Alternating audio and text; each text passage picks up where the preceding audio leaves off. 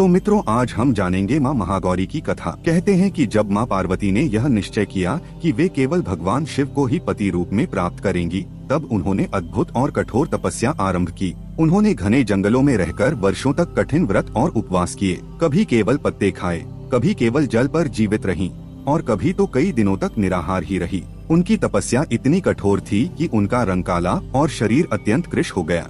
उनका सौंदर्य तब के धूल मिट्टी से ढक गया था, परंतु उनके मन का तेज और निश्चय अडिग रहा। देवताओं ने जब यह तपस्या देखी तो वे चकित रह गए। माँ पार्वती के इस त्याग और भक्ति से स्वयं भगवान शिव भी प्रभावित हुए। शिवजी उनके समक्ष प्रकट हुए और बोले, देवी, तुम्हारी अटूट भक्ति और कठिन तपस्या से मैं प्रसन्न हूँ। मैं तुम्हें पत्नी रूप में स्वीकार करता हूँ। शिवजी ने गंगा जी के जल से माँ का अभिषेक कराया। जैसे ही पवित्र जल माँ पार्वती के शरीर पर पड़ा, वे दिव्य और उज्ज्वल रूप में प्रकट हुई। उनका शरीर हिम के समान श्वेत और निर्मल हो गया।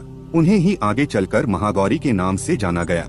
माँ महागौरी का शरीर पूर्णतः श्वेत है, मानो शुद्ध हिमखंड हो। वे सफेद वस्त्र धारण करती हैं और गहनों से सुसज्जित रहती हैं। उनका वाहन वृषभ बैल है, जो धैर्य और शक्ति का प्रतीक है।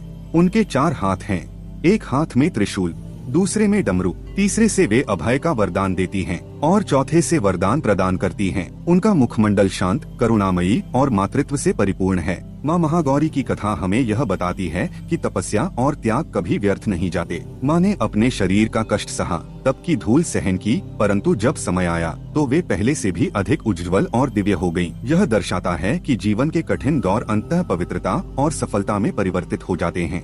माँ महागौरी की पूजा से जीवन के सभी पाप नष्ट हो जाते हैं। वे अपने भक्तों को समृद्धि, धन और सौभाग्य प्रदान करती हैं। अविवाहित कन्याओं की प्रार्थना वे अवश्य स्वीकार करती हैं और उन्हें योग्य वर मिलता है। गृहस्थ जीवन में उनकी उपासना से परिवार में शांति, प्रेम और समृद्धि बनी रहती है। योग शास्त्र में माँ महागौरी को अज्ञा चक्र की अधिष्ठात्री देवी माना जाता है। भ्रिकुटी के बीच स्थित यह चक्र साधक को दिव्य दृष्टि, ज्ञान और आत्मबोध प्रदान करता है। इसकी सिद्धि से मनुष्य भविष्य का आभास कर सकता है और उसके भीतर अद्भुत शांति का संचार होता है। माँ महागौरी हमें सिखाती हैं कि धैर्य और विश्वास से कठिन साध्य भी संभव हो जाता है। तप और संयम से आत्मा निर्मल हो जाती है। जीवन चाहे कितना भी अंधकारमय क्यों न हो, माँ के आशीर्वाद से अंत में उजाला ही मिलता है।